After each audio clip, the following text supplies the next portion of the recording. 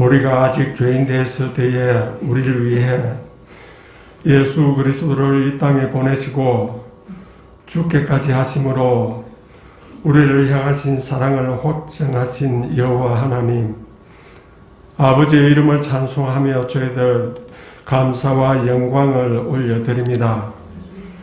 오늘 거룩한 주의 날 아침에 사망이나 생명이나 다른 어떤 피조물이라도 우리를 우리 주 안에 있는 아버지의 사랑에서 끊을 수 없으리라 확신하며 예배하는 복된 자리로 저희들 나오게 하심을 진심으로 감사하며 또 감사를 드립니다.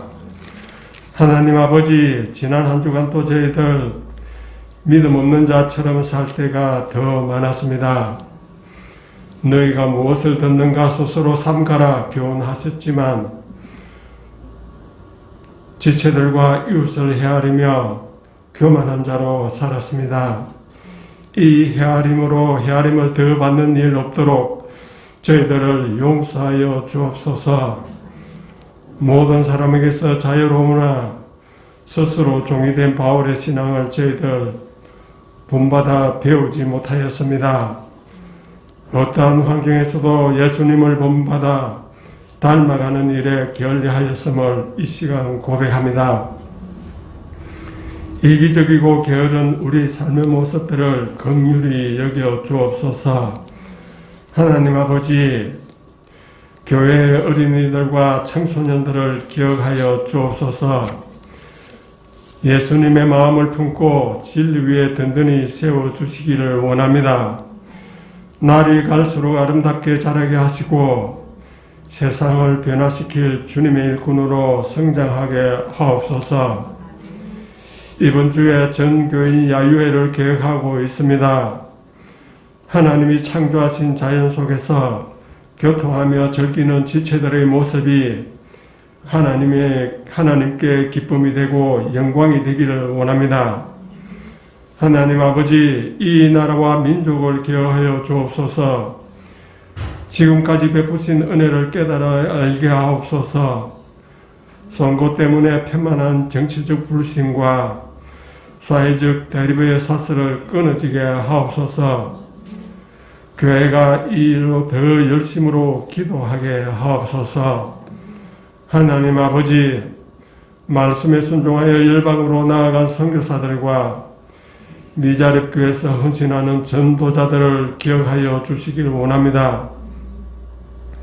그들의 사역 위에 지혜와 능력과 복을 10배, 100배나 더하여 주옵소서.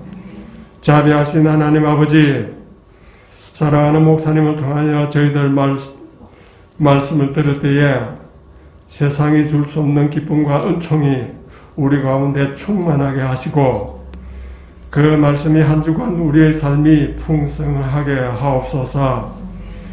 이 예배를 사모하지만 참석지 못한 영혼들을 위로하여 주시고 있는 그 자리에서 우리와 같은 은혜 누리게 하옵소서.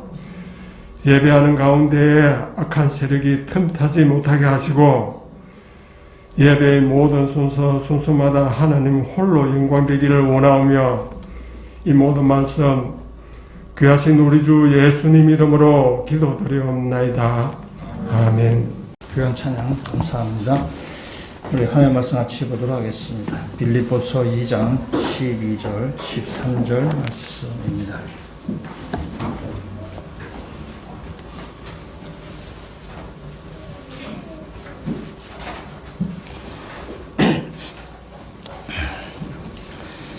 빌립보서 2장 12절 13절 두 절 말씀 우리 한번 같이 읽도록 하겠습니다.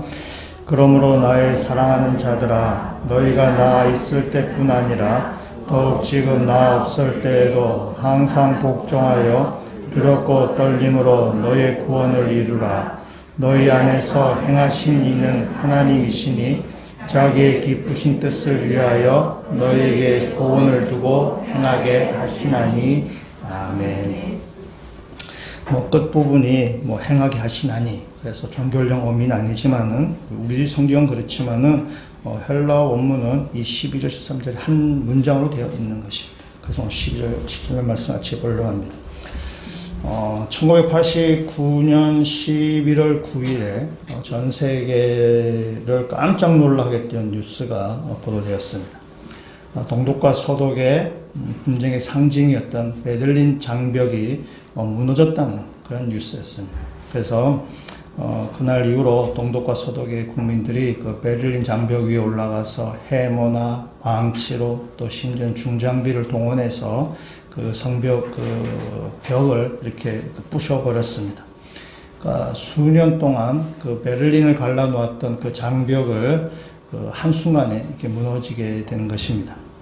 그리고 나서 1990년 10월 3일에 동독과 서독이 우리가 이제 통일된 독일이다 라고 해서 그들이 한 나라가 되었었으면 그들이 한 나라가 되었다는 사실을 선언했습니다.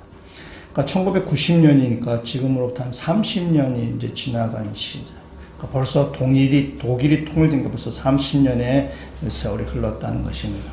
참 한 세대가 흘러갔는데 30년이 흘렀던 지금 2022년에도 독일 언론들은 한 번씩 이런 기사가 나온다고 합니다. 독일은 실질적으로 통일되었는가? 라는 그런 기사가 한 번씩 실린다고 합니다. 이게 무슨 말이겠어요? 법적으로는 형식적으로는 독일이 통일이 되었지만은 아직 실질적으로는 독일이 아직 통일되지 않았다라는 그런 의미일 것입니다. 그래서 법이나 뭐 이런 것들은 다 통일되었지만은 그동안 쭉 있었던 어떤 사회적인 관습, 아니면 독일 국민들의 생각, 또 사고방식, 동독과 서독의 어떤 그 차이, 뭐 그런 것들이 아직은 통일되지 않았다라는 거죠. 그러니까 법으로는 통일되었지만은 실질적으로 통일이 되기까지는 사실 좀 오랜 시간이 걸린다는 의미고 지금도 진행 중이라는 뜻일 것입니다. 우리의 구원도 비슷합니다.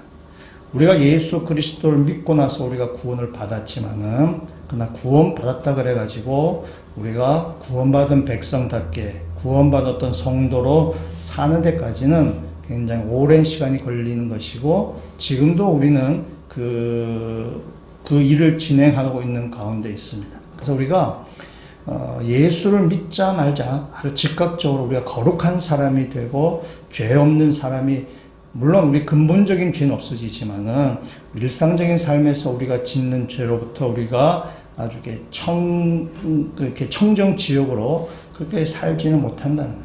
예수를 믿는 즉시 우리가 거룩한 사람이 되는 것은 아니고 거룩한 삶으로 나아가는 그 과정을 우리는 계속해서 지금 걸어가고 있다는 사실입니다.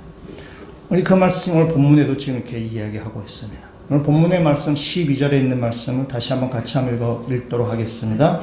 그러므로 나의 사랑하는 자들아 너희가 나 있을 때뿐 아니라 지금 나 없을 때에도 항상 복종하여 두렵고 떨림으로 너의 구원을 이루라. 아멘. 여러분 너의 구원을 이루라 라고 되어 있어요. 이것은 동사의 시제가 우리가 현재형 또 현재 진행형이라고 이야기합니다. 그러니까 구원이 진행 중이라는 뜻입니다. 구원이 지금도 계속해서 이루어가고 있다는 뜻이에요. 구원이 진행 중이라는 말은 구원이 아직 완성되지 않았다는 뜻이죠. 계속 진행하고 있다는 것입니다. 우리는 교회를 여러분이 다니시면서 우리가 오랫동안 저도 어릴 때부터 신앙생활 하면서 우리가 들었던 많은 말 중에 구원의 확신이라는 얘기. 구원의 확신이라는 얘기를 진짜 많이 듣습니다. 구원의 확신은 뭐죠? 당신은 구원받았음을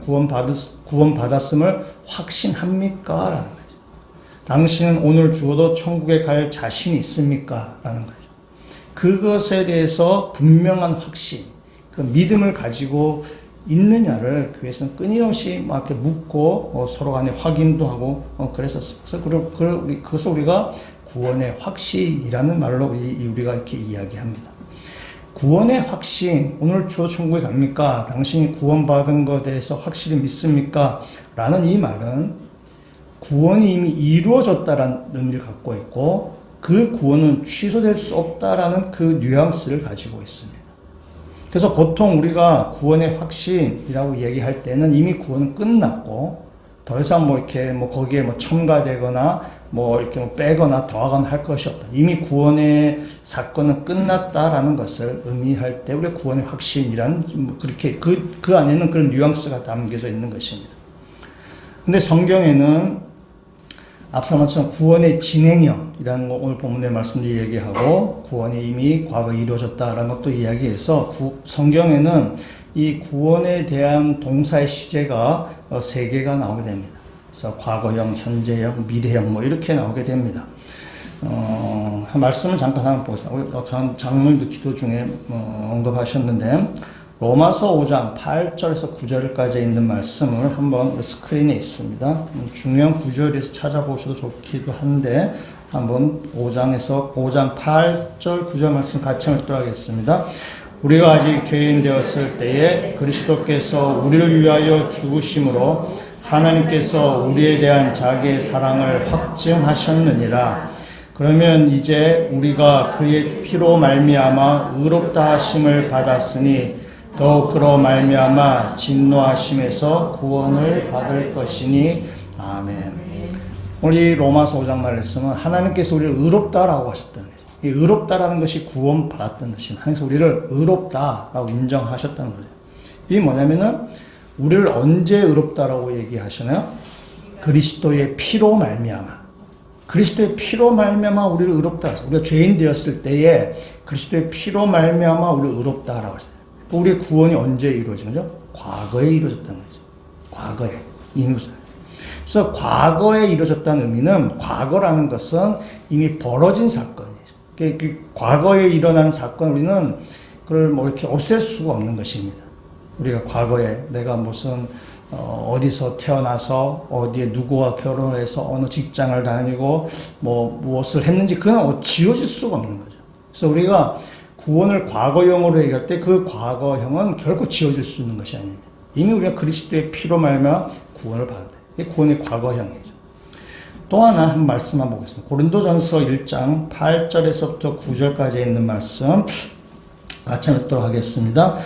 주께서 너희를 우리 주 예수 그리스도의 날에 책망할 것이 없는 자로 끝까지 경고하게 하시리라. 너희를 불러 그의 아들 예수 그리스도 우리 주와 더불어 교제하게 하신 이는 하나님은 미쁘시도다. 아멘. 예수 그리스도의 날, 이것은 마지막 심판날을 지금 의미하는 것입니다. 마지막 심판날 앞에서, 그 하나님의 심판대 앞에서 하나님은 우리를 책망할 것이 없는 자로 여기시겠다. 마지막 날 그 심판대 앞에서 우리를 구원하시겠다고 얘기하죠. 이것은 미래형입니다. 아직 구원이 이루어지지 않은 거죠. 미래에 있을 이야기입니다. 미래에 있을 이야기이기 때문에 미래의 일은 그건 그 일이 될지 안 될지는 아무도 모르는 거예요. 그럼 그때 가봐야 아는 것입니다. 그래서 이 구원을 미래형으로 다뤘다는 것은 아직 우리에게 이루어지지 않은 것이죠. 미래에 있을 이야기를 지금 약속하는 것입니다. 오늘 본문의 빌립보서 말씀은 구원을 또 현재형, 또 현재 진행형으로 이야기하고 있다. 두렵고 떨리면 너의 구원을 이루라. 그러니까 구원이 과거에 이루어졌고 이거는 이미 빼도 박도 못한 사건이고 이제 구원이 미래에 이제 있을 텐데 완성될 텐데 이건 아무도 장담하지 못하는 미래 일이니까 그 사이에 우리는 구원을 이루어가는 과정 가운데 있다는 것입니다.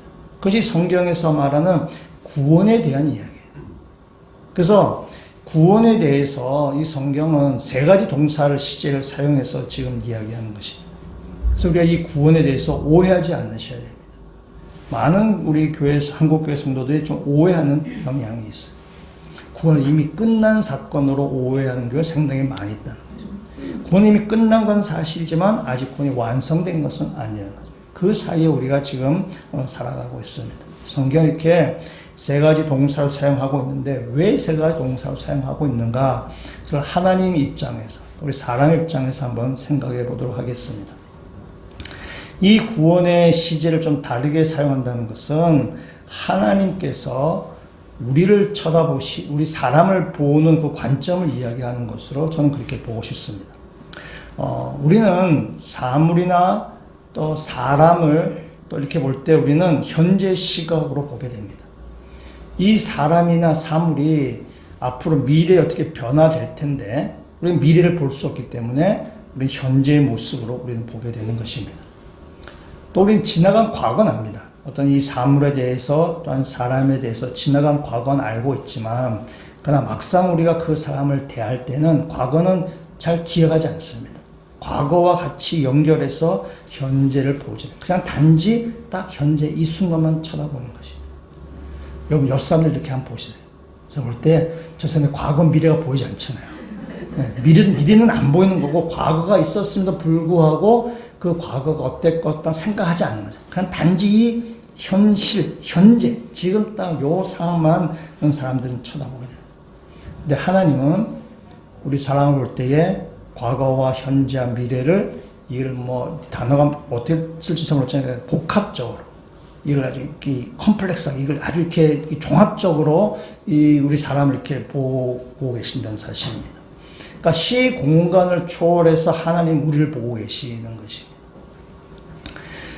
이건 베드로 예수 제자 중에 베드로의 이름은 원래 시몬입니다. 시몬이죠. 그래서 베드로의 부모나 또 형제나 또 이웃이나 모든 사람이 다 그를 시몬이라고 불렀어요. 근데 예수님이 베드로를 처음 만났을 때 예수님이 뭐라 말하셨어요? 장차 내 이름을 게바라하겠다라고 말씀하셨어요. 게바라는 것은 반석이란 뜻이고 그것이 바로 베드로입니다. 그 원래 이름은 시몬입니다. 시몬인데 예수님은 그 시몬을 보면서 그 시몬의 미래까지 다 보고 계시는 거죠. 이 시몬이 장차 베드로가 될 것이다. 이 시몬은 성격이 다혈질적이고 급하고 행동파고 뭐 그렇습니다. 반석하고는 전혀 관계가 먼 사람이에요.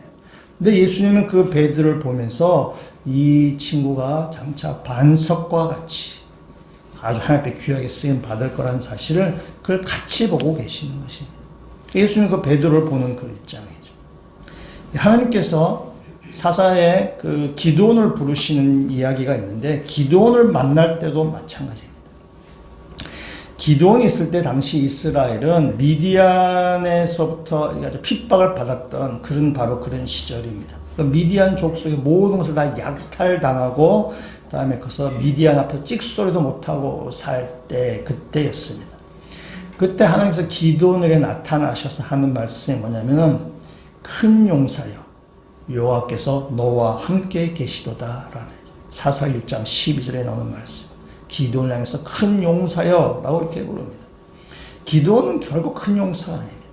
그때 기드온은 뭘 하고 있었는가 하면은 미디안 족속에 들키지 않기 위해서 포도주를 만드는 틀이 있는 곳에서 밀을 타작하고 있었댔었습니다. 그러니까 미디안 족속이 두려워서 아주 꼭꼭 숨어서 그 어떤 그 밀을 추수하면서 나오는 그 모든 뭐 이렇게 안종을 다 이렇게 마셔가면서 밀 타작을 하고 있었댔었습니다.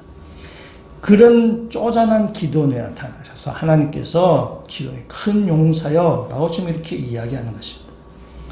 기도원 입장에 있어서 보면 굉장히 자존심 상하는 이야기입니다. 우리가 개그맨 이경규 같은 아주 이렇게 좀 이렇게 몸집도 작고 좀 약골이고 약한 사람한테서 상남자네 라고 얘기하면은 이경규 씨는 바로 화를 낼 겁니다. 왜냐면 자기는 그런 캐릭터가 아닌데 자기를 아주 이렇게 뭐 우락부락한 그런 상남자에게 나를 놀리는 거라고 나를 비웃는 거냐고 아주 바로 화를 낼 것이. 기도원의 입장에 바로 그런 거죠. 기도원 지금 미디안 족속이 두려워서 숨어 있는데 하나님께서 기드온에게 나타나셔서 큰 용사여, 너 상남자야 라고 이렇게 이야기하는 것이죠. 하나님께서 이 기드온에게 말씀하신 것은 기드온을 비웃어서 조롱해서 너 이렇게 꼭꼭 숨어 있냐, 너 이렇게 겁쟁이냐 라고 그걸 비웃어서 하는 이야기가 아니라 장차 기드온이 어떤 일을 행할지, 기드온이 무슨 일을 감당할지를 다 보시면서 하나님께서 기드온에게 하시는 이야기. 기도를 놀리려고 하시는 말씀이 아니라는 사실입니다. 기도의 미래를 다 알고 하나님께서 그가 행하실 놀라운 일을 다 알고 계셔서 하나님께서 하시는 것입니다. 하나님은 과거와 현재와 미래를 다 이렇게 복합적으로 종합적으로 다 우리 사람 볼 때 그렇게 보신다는 것입니다.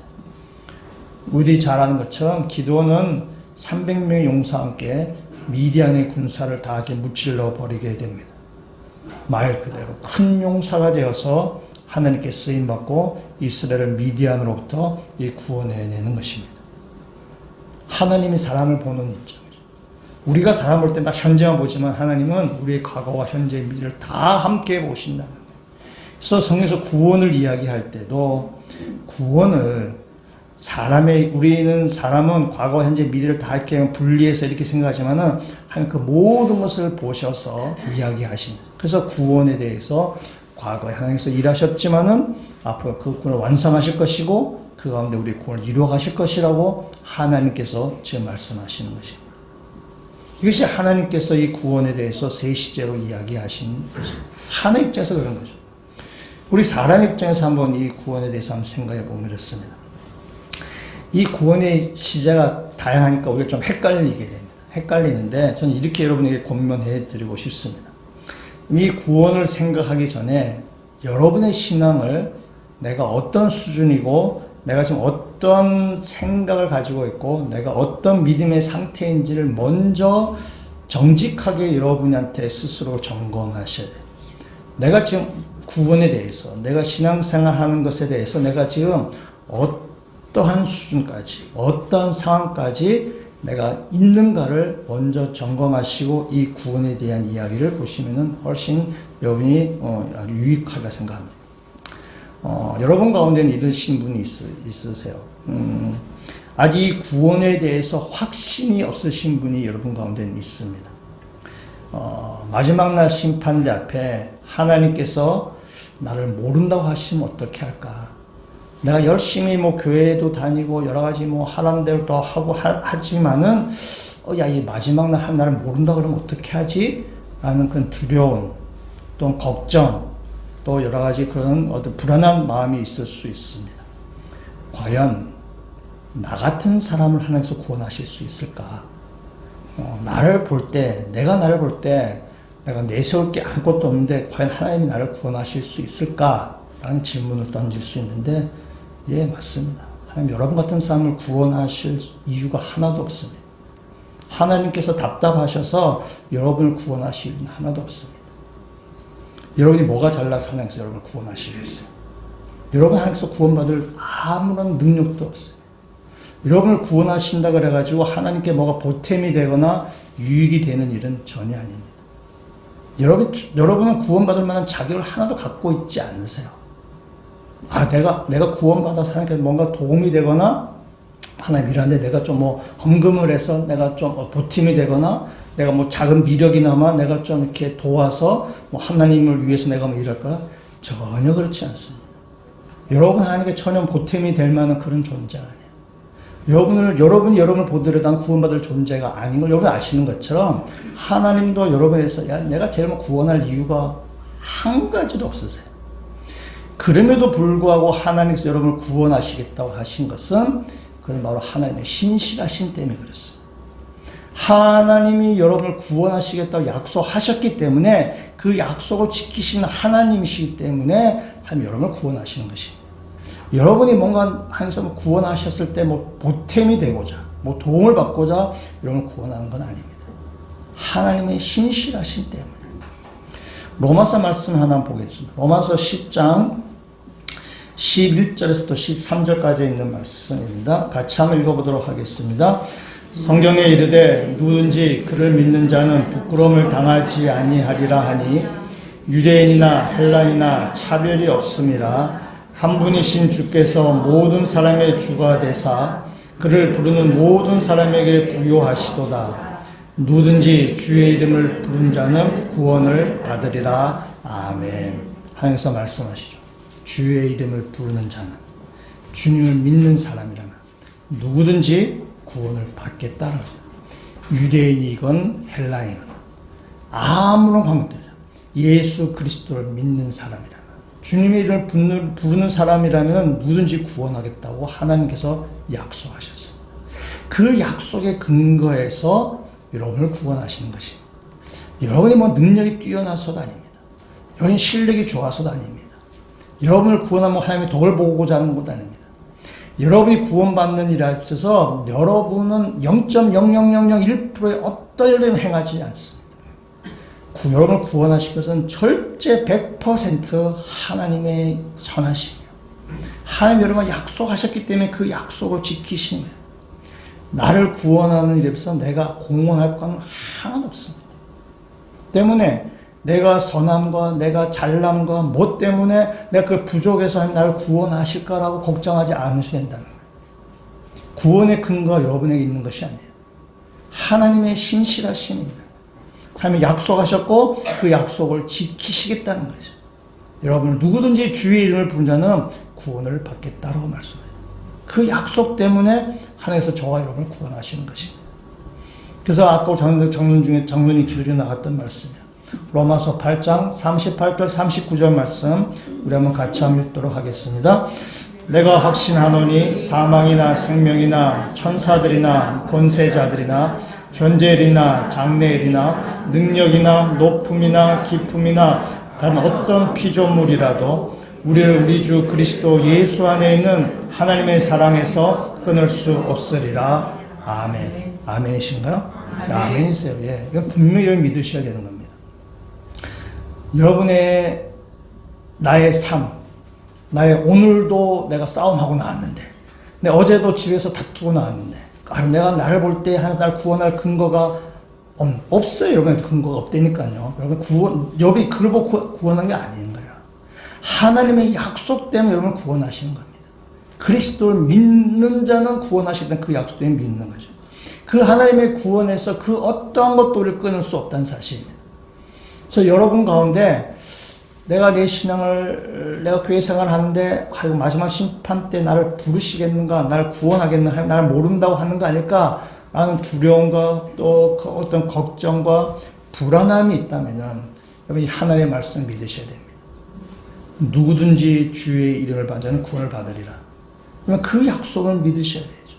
그 약속을 믿고 그 하나님의 우리를 하신 사랑에서 아무도 끊을 수 없다라는 하나님의 분명하신 하나님의 사랑, 그걸 꼭 붙들고 불안과 두려움에서 떨쳐나가시기를 주의 이름으로 부탁드립니다.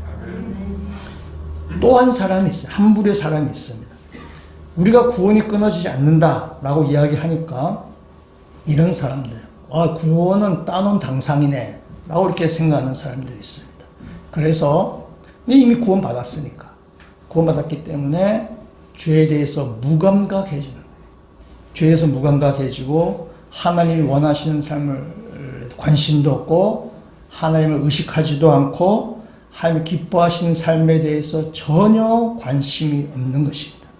하나님을 전혀 의식하지 않으면서 사는 거예요. 근데 구원 받았다고 하니까 그 안심하고 그냥 하나님 생각도 하지 않고 그냥 이렇게 살아가는 사람들이 있습니다. 여러분, 구원은 미래형이라고 했어요. 구원은 미래에 지금 있을 이야기입니다. 아직 완성되지 않았다는 거예요. 아직 완성되지 않았다는 말은 다시 말하면 구원에서 탈락될 수 있다는 뜻입니다. 여러분, 나는 이제 구원 받았기 때문에 죄에 대해서 전혀 무감각하고 그냥 하나님의 기뻐하시는 삶에 대해 관심도 없고 그냥 내가 하고 싶은 대로 살고, 그렇다고 뭐 큰 죄를 짓는 것도 아니면서 그냥 뭐 세상 윤리적으로 살지만은 하나님 일에 대해서 별로 관심도, 하나님 기뻐하신 삶 무언지에 대해서 별로 신경도 안 쓰고 사는 사람을 여러분은 긴장하셔야 돼요. 여러분의 구원이 아직 완성된 것이 아니에요. 미래에 벌어질 일이기 때문에 그 사이에 어떤 일이 벌어질지는 아무도 모릅니다. 여러분의 구원이 탈락될 수 있어요. 여러분 구원이 취소될 수 있다는 뜻입니다. 우리는 한 번 구원은 영원한 구원이라고 이야기를 하지만은 그러나 성경 분명히 이야기하고 있어요. 구원은 과거형만 쓰지 않습니다. 미래형도 쓰고 현재 진행형도 쓰고 있습니다. 아직 구원이 완성되지 않았다는 것입니다. 그래서 그 사이에서 얼마든지 탈락될 수 있습니다. 바울은 이렇게 이야기하고 있습니다. 고린도전서 9장 25절에서부터 27절까지 있는 말씀입니다. 우리 한번 같이 한번 읽어보도록 하겠습니다. 이기를 다투는 자마다 모든 일에 절제하나니 그들은 썩을 승리자의 관을 얻고자 하되 우리는 썩지 아니할 것을 얻고자 하노라. 그러므로 나는 다름질하기를 향방 없는 것 같이 아니하고 싸우기를 허공을 치는 것 같이 아니하며 내가 내 몸을 쳐 복종하게 함은 내가 남에게 전파한 후에 자신이 도리어 버림을 당할까 두려워함이로다. 아멘. 바울이 이야기해요. 나는 세상 사람들처럼 그래 살지 않게 돼요. 세상 사람들은 썩을 물건을 얻고자 한다. 그러나 나는 허공을 치는 것처럼 내 인생을 무의미하게 의미 없는 인생이 되지 않기를 원한다. 바울이 얘기하죠. 내가 복음도 전하고 교회도 세우고 또 사람들 열심히 말씀도 전하고 하는데 이것이 혹시 내 욕심 때문에 하는 일이지 않도록, 이것이 하나님의 뜻과 관계없이 내가 생각하고 내가 하고자 하는 데서 행하는 것이 않도록 내 자신을 철저히 복종시키겠다고 얘기하죠. 왜냐하면 내가 열심히 일했는데 나중에 버림받지 않기 위해서 난 지금도 내 욕심을 처복종시키겠다라고 바울이 이야기하는 것입니다. 이건 바울이 얼마나 열심히 주의를 위해서 산 사람입니다. 근데 그 바울도 자신이 버림받을 수 있다라고 지금 이야기하고 있는 거죠. 그래서 내가 버림받지 않기 위해서 나는 날마다 내 몸을 복종시키겠다라고 이야기하는 거예요. 이건 바울에 비하면 우리는 얼마나 부족한 사람들입니까? 바울도 이렇게 구원에 대해서 긴장하고 있는데 우리도 역시 긴장해야 된다는 사실입니다. 나의 구원이 탈락될 수 있다는 사실을 긴장하셔야 된다는 거예요. 우리가 한국교회가 문제가 많이 있는데 이 구원, 한 번 구원은 영원한 구원이라고 생각해서 난 이제 구원 따놓은 당상이야. 나 구원했는데 별 문제 없어. 라고 우리가 아주 우리 은연 중에 그런 생각을 가지고 있어서 하나님 기뻐하시는 삶에는 관심이 없고 하나님 원하시는 삶에는 관심이 없고 자기 하고 싶은 대로 한다면은 이건 구원을 점검해 보셔야 되는 것입니다. 그래서 오늘 이 구원에 대해서 말씀도 여러분이 내가 어떤 상태에 있고 어떤 믿음의 수준에 있는지에 따라서 이 말씀을 맞춤형 말씀으로 받아들이는 것이 우리 구원을 잘 이해할 수 있는 길이라고 저는 그렇게 믿습니다. 여러분이 구원에서 불안해하거나 두려워하는 사람들은 하나님의 구원에 대해서 여러분 구원을 취소하지 않겠다. 여기서 여러분께서 하나님의 사랑이 그 누구도 끊을 수 없다라는 하나님의 분명한 약속을 믿고 불안과 두려움에서 놓여나셔야 될 것이고, 너무 구원에 대해서 안심하고 있으면서 하나님을 기뻐하시는 삶에 관심도 없고 하나님 의식하지도 않고 내 하고 싶은 대로 사는, 그렇다면 큰 죄를 짓는 것도 아니지만 아주 나름대로 산다는 사람들은 조심하셔야 되는 거예요. 긴장하셔야 되는 거예요. 내가 구원에서 탈락될 수 있다는 거죠. 바울도 그것을 긴장하고 있는데 우리가 무슨 특별하고 우리가 구원을 자신할 수 있으시겠어요?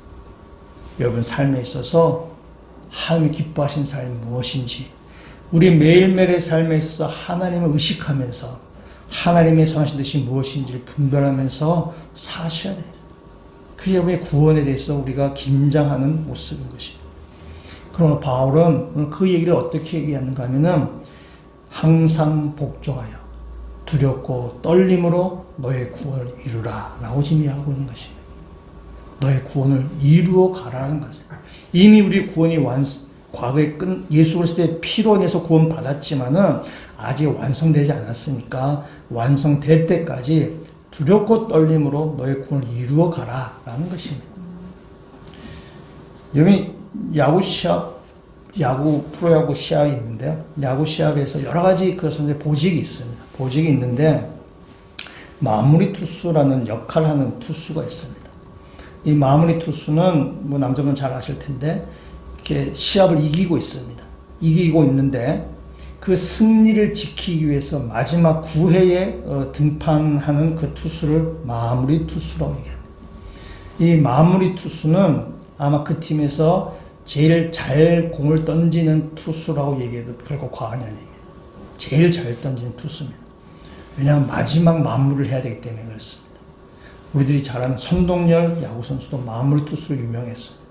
이 손동열 선수가 일본의 주니치 드래곤스라는 팀에 들어갔어요. 그때가 나고야를 그 지역을 배경으로 하는 그 야구팀입니다. 그때 마무리 투수로 활용했어요. 그래서 이 손동열 선수의 별명이 나고야의 태양, 이름이 선동열이니까 나고야 태양 그렇게 불렀습니다. 이 마무리 투수가 왜 중요한가 하면은 상대방 선수도 초집중해서 이 경기의 마지막에 임합니다. 왜냐하면 이거 끝나면 지는 거기 때문에 이기기 위해서는 초집중해서 그 시합의 마지막에 참여하죠. 그러니까 그 상대방을 이겨내야 되는 거죠. 이겨내기 때문에 이 마무리 투수는 실력도 있어야 되지만 배짱도 있어야 됩니다. 마지막에 승리를 지켜내기 때문에 그렇습니다. 그래서 승리했을 때의 기쁨은 이루 말할 수 없지만 또한 동시에 마지막이라는 그 부담감도 이루 말할 수 없습니다. 그래서 배짱이 약한 선수는 마지막 투수 할 수 없습니다. 아무리 실력이 좋아도 배짱이 없으면 그 마지막 선수로 뛸 수 없는 것입니다. 승리를 끝까지 지켜내야 되는 것이죠. 마지막에 방심하면은 그냥 그 시합을 다 망쳐버리는 것입니다. 그래서 모든 야구 시합도 1회와 9회가 중요하고 모든 운동 시합에도 처음과 마지막이 정말 중요합니다. 마지막이 정말 중요합니다. 마지막까지 긴장을 놓치지 않고 있어야만 그 경기를 승리로 이끌 수 있게 되는 것입니다. 마지막까지 긴장을 풀지 않냐고 집중해서 임해야 되는 것처럼 우리 인생에도 마찬가지. 우리 인생에도 우리의 구원이 이루어질 때까지 우리가 긴장하고 우리가 우리 인생 가운데 집중해서 우리의 구원이 완성될 때까지 두렵고 떨림으로 우리의 구원을 이루어 가야 되는 것입니다. 그것이 바울을 통해서 하나님께서 우리에게 하시는 말씀입니다. 하나님께서 우리 가운데 너희가 항상 복종하여 두렵고 떨림으로 너희 구원을 이루어가라 라고 말씀하시면서 그 다음에 하나님께서 13절에 이렇게 하나님께서 말씀하고 계세요. 13절 말씀 같이 한번 읽도록 하겠습니다. 너희 안에서 행하심이 있는 하나님이시니 자기의 기쁘신 뜻을 위하여 너에게 소원을 두고 행하게 하시나니 아멘. 우리가 두렵고 떨림으로 우리의 구원을 이루어가는데 13절 하나님께서 행하시는 방식, 우리 가운데 행하시는 방식을 지금 이야기하고 계세요. 너희 안에 행하시느니, 그러니까 우리 안에 지금 하나님이 내주하시는 것이에요. 우리가 예수를 주로 고백할 때 성령님이 우리 안에 들어와서 우리 안에 하나님이 지금 내주하고 계신데 그 하나님이 우리 안에서 지금 말씀하고 계신다는 거예요. 그것이. 그래서 여기에 행한다라는 단어가 나오는데 이 행한다라는 단어는 헬라어로 에네르게오라는 단어입니다. 굳이 제가 이 발음을 하는 이유는 에네르게오에서 파생된 영어 단어가 있습니다. 바로 에너지라는 단어입니다. 그러니까 하나님께서 우리 가운데 행하신다는 말은 하나님께서 우리 가운데 에너지를 공급하신다는 거예요. 우리가 무슨 일을 할 수 있도록 우리 가운데 에너지가 있어야 되잖아요. 하나님 우리 가운데 에너지를 공급하신다는 거예요. 13절 말씀을 자세히 보시면은 하나님께서 우리를 에너지를 공급하시는데 두 단계, 굳이 나누자면 두 단계로 우리가 볼 수 있어요. 첫 번째 단계는 뭐냐면은 내 안에 하나님이 자기 기쁘신 뜻을 위하여 우리에게 소원을 두신다고 말씀하세요. 그러니까 하나님께서 우리에게 말씀하시는 거예요. 하나님 기뻐하신 뜻이 무엇인지 우리 가운데 이렇게 알게 하신다는 겁니다. 우리한테 소원을 주신다는 거예요. 아, 하나님 이 일을 하시면 좋아하시는구나. 이 하나님 기뻐하신 일이구나. 그리고 우리가 알게 하신다는 거죠. 여러분, 이 첫 번째 단계 중요해요. 그래서 우리가 말씀을 잘 읽고 예배를 드리고 믿음의 성도와 교제하는 이유는 이런 가운데 있어서 하나님이 기뻐하신 이 무엇인지 제가 우리 알게 하는 겁니다. 말씀을 자꾸 읽으면서 하나님 음성을 자꾸 듣는 겁니다. 하나님 기뻐하신 뜻이 무언가, 하나님 나한테 원하시는 게 무엇인가를 자꾸 그랬다. 왜냐면 하나님 말씀 안 보면은 하나님 기뻐하신 뜻이 뭔지 모를 수 있어요. 그냥 하나님 말씀 접하지 않기 때문에. 하나님 말씀 대신 세상에 다른 것이 자꾸 들어오죠. 하나님 대신에 세상의 이야기들, 세상의 어떤 것들 들어오면은 우리 다 거기에 빠져버리는 거죠. 하나님의 음성은 점점 약해지고 세상의 소리는 점점 커지게 되는. 때문에 하나님 기뻐하는 뜻이 무엇인지 알기 위해서는 여러분이 말씀을 잘 읽으셔야 되고 예배에 참석하셔서 말씀을 듣고 또 믿음의 형제 자매들과 함께 교제하면서 우리 서로 삶을 나누면서 하나님 기뻐할 뜻이 무엇인지 우리가 자꾸 이렇게 알게 되는 것입니다. 그것이 우리 가운데서 이렇게 일어나게 돼요. 하나님 우리 가운데 하나님 기쁘신 뜻이 무엇인지 우리에게 소원이 일어난다. 우리가 알게 하신다는 거예요. 두 번째 단계가 뭐냐면은 그 소원을 행하게 하신다는 거죠. 우리 가운데 내가 이게 기뻐하신 일이구나라고 할 때에 우리가 그 일을 할 수 있도록 하는데 에너지를 불러일으키시는 거예요. 그 일을 할 수 있게 한다. 그러니까 하나님께서 소원을 일어나게 할 뿐만 아니라 그 소원을 할 수 있는 능력도 우리에게 주신다는 것입니다. 이 두 과정을 통해서 우리의 구원을 이루어갈 수 있는 거죠. 하나님이 기뻐하시듯이 무엇이 잘 분별해서 그 말씀에 순종하며 나아갈 때에 그 능력도 주셔서 순종할 수 있고, 근데 그런 과정을 통해서 우리가 두렵고 떨림으로 우리의 구원을 이루어 간다는 것입니다. 이것이 하나님께서 우리 가운데 행하신 방법입니다. 우리나라의 클래식 기타 연주자 중에 장하은이라는 아주 세계적인 연주자가 있습니다. 한 20대 된 중반의 여자분이시고, 천재 기타리스트라고 합니다. TV에도 출연했고, 유튜브에도 많이 나옵니다. 미국 뉴욕 카네기 홀에서 연주했고, 미국 LPGA에서도 연주 초청받은 것도 3번이라고 합니다.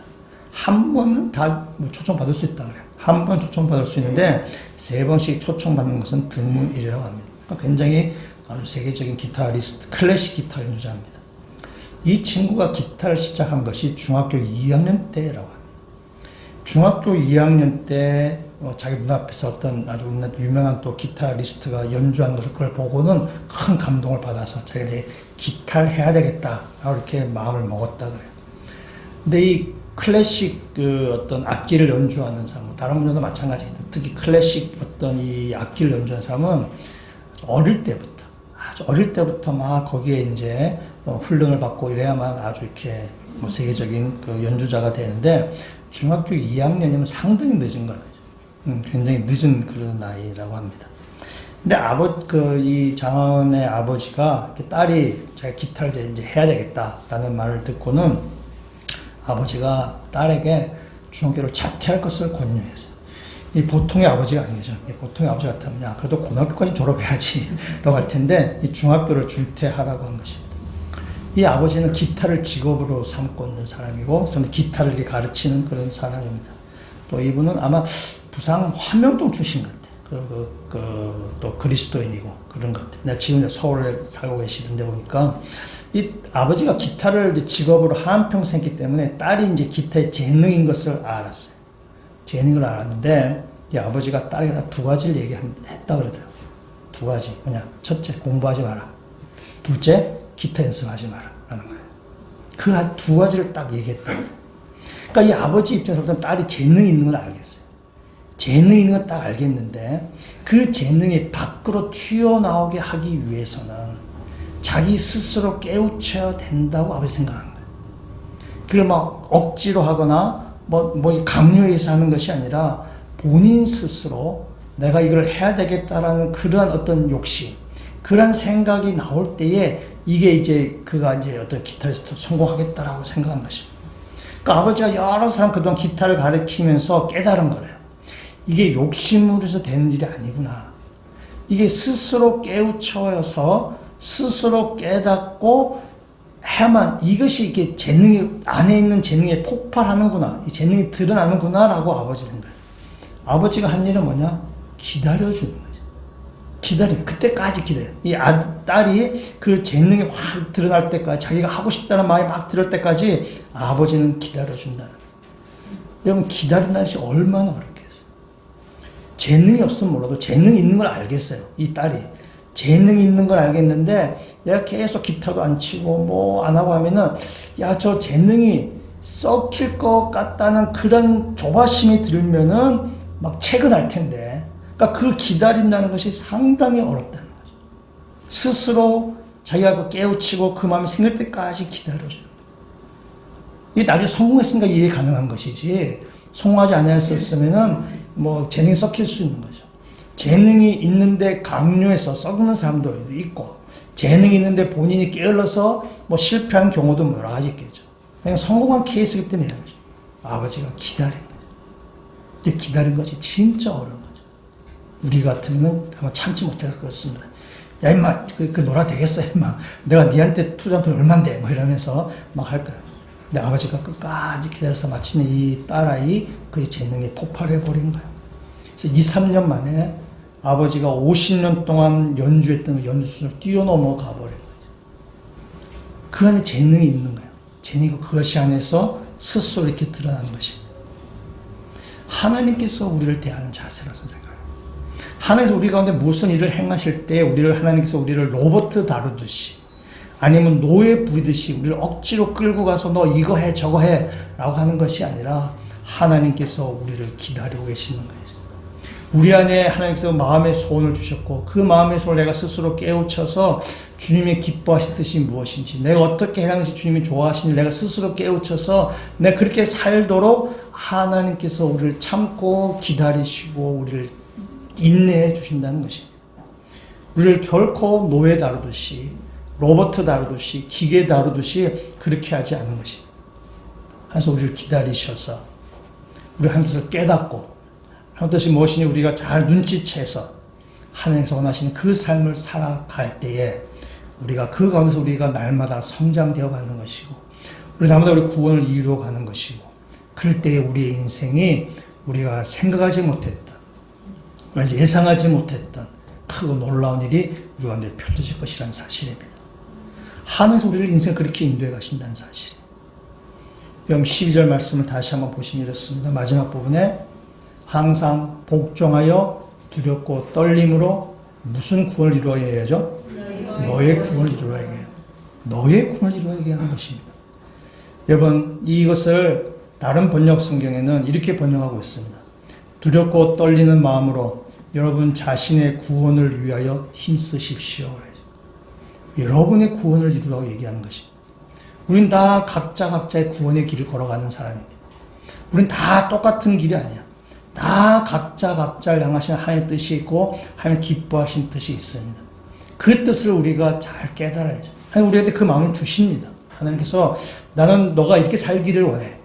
나는 너가 이런 말씀, 너 이렇게 행하기를 내가 원해. 하나님 우리 가운데 그 마음을 주시는 거죠. 그 마음을 우리가 잘 깨닫고 그것을 나의 것으로 삼고 그래서 그 말씀에 순종하고 나아갈 때에 하나님께서 우리 가운데 그 일을 이루어 가실 수 있는 능력도 우리 가운데 함께 해주신다는 사실이에요. 그럴 때 우리의 구원을 이루어 가는 것입니다. 스펄전 목사님께서 설교하신 중에 나오는 한 가지 이야기입니다. 어떤 하녀가, 영국의 어떤 하녀가 그 귀족의 가정에서 일을 했습니다. 그는 자기 그 주인을 통해서 예수 그리스도를 그가 구세주로 영접했습니다. 그래서 목사님께서 그 소녀에게 너가 간증을 하라 라고 이렇게 말씀했습니다. 그래서 소녀가 이렇게 간증을 했습니다. 저는 이제 진실로 하나님의 딸이 되었고 하나님의 시선 앞에서 제 인생이 살게 되었습니다. 저는 과거에 청소할 때 그늘지고 구석진 곳, 사람들이 보지 않는 부분은 청소하지 않았습니다. 저는 카펫의 밑바닥을 닦아본 적이 없습니다. 그러나 이제 저는 하나님의 딸이 되었습니다. 하나님 앞에서 살기로 결정했습니다. 그렇기 때문에 저는 저의 주인 집의 카펫 밑바닥을 쓸고 닦습니다. 그리고 사람들이 전혀 볼 수 없는 구석진 곳도 닦습니다. 여러분, 이 소녀의 간증이 뭐 거창한 것은 아닙니다. 이 소녀가 한연 예수를 잘 믿고 그가 어떻게 주인을 만나서 돈을 많이 벌어서 그런 것이 아닙니다. 이 소녀는 자기에게 주어진 일들 가운데 하나님께서 기뻐하시는 일이 무엇인지 그는 깨달은 거예요. 그래서 그렇게 살도록 자기는 소녀는 작정한 것입니다. 소녀의 인생이 어떻게 될지는 잘 모릅니다. 소녀의 이름도 잘 모릅니다. 수발목사에 그 얘기가 나오는 분에서 모릅니다. 그러나 한 가지 확실할 수 있게 제가 말씀드린 소녀의 인생은 바뀌었을 것이라는 사실입니다. 그의 인생에 태한 자세가 바뀐 거죠. 그는 구원을 이루어가는 삶을 살게 됐다는 사실입니다. 우리의 삶도 마찬가지예요. 우리의 삶도 우리의 구원이 아직 완성된 것은 아니라는 그런 긴장을 가지고 살아가는 것이 우리 가운데 훨씬 유익된 것입니다. 나의 구원은 이미 나의 구원이 이미 완성됐어 라고 해서 그냥 하나님에 대해서 무감각해 사는 사람과 나의 구원은 아직 완성되지 않았지만은 그 구원이 완성될 때까지 내가 긴장을 놓치지 않냐고 하나님 기뻐하실 뜻이 무엇인지 내가 품으려 살아가는 이 사람의 삶은 완전히 달라질 수밖에 없는 것입니다. 우리의 삶에서도 마찬가지, 이 땅과 신앙생활도 마찬가지입니다. 우리의 구원이 아직 완성된 것이 아니라는 그 긴장을 가지고 하나님 기뻐하실 뜻이 무엇인지 잘 분별하셔서 하나님의 말씀대로 순종하며 살아가셔서 우리의 구원을 이루어가는, 우리의 구원을 완성하고, 그래서 그 구원을 결코 취소하지 않으셨던 그 분명한 믿음을 가지고 하나님께 순종하며 나아가시는 그 믿음의 성도가 되었으면 좋겠습니다. 마지막 이 말씀 하나 보고 우리 같이 말씀 마무리하겠습니다. 빌립보서 3장 12절에 있는 말씀. 바울은 이렇게 고백하고 있습니다. 3장 12절 말씀 같이 읽도록 하겠습니다. 내가 이미 얻었다 함도 아니요 온전히 이루었다 함도 아니라 오직 내가 그리스도 예수께 잡힌 바 된 그것을 잡으려고 달려가노라. 아멘. 바울이 말한 것입니다. 나는 아직 끝난 것이 아니다. 내 앞에 있는 것을 보면서 나는 달려간다 라고 얘기한 거죠. 우리도 우리의 구원을 이루기 위해서 믿음의 길을 달려가시는 주의 백성들 되시기를 주님의 이름으로 축원합니다. 같이 한번 기도드리시겠습니다. 주님께서 우리를 예수 그리스도의 보혈로 구원하셨음을 저희들이 믿어 의심하지 않습니다.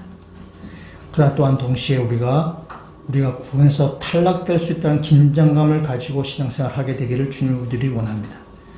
주님의 이 말씀이 그냥 공포탄이 아니라 우리 가운데 협박하는 말씀이 아니라 정말 우리가 두렵고 떨림으로 나의 구원을 이루어가기를 주님 원합니다. 어떤 상황에서도 하의 말씀 순종한 자가 되게 하여 주시고 이 땅 가운데 하나님께서 기뻐하신 삶이 무엇인지 잘 분별한 자가 되게 하여 주셔서 그 뜻대로 순종하며 살아가는 우리의 믿음이 점점 더 성화되어 가는 그래서 마지막 그 목표 지점까지 믿음의 길을 달려가는 모든 주의 백성들 되게 하여 주시옵소서. 예수 그리스도의 이름으로 기도합니다. 아멘.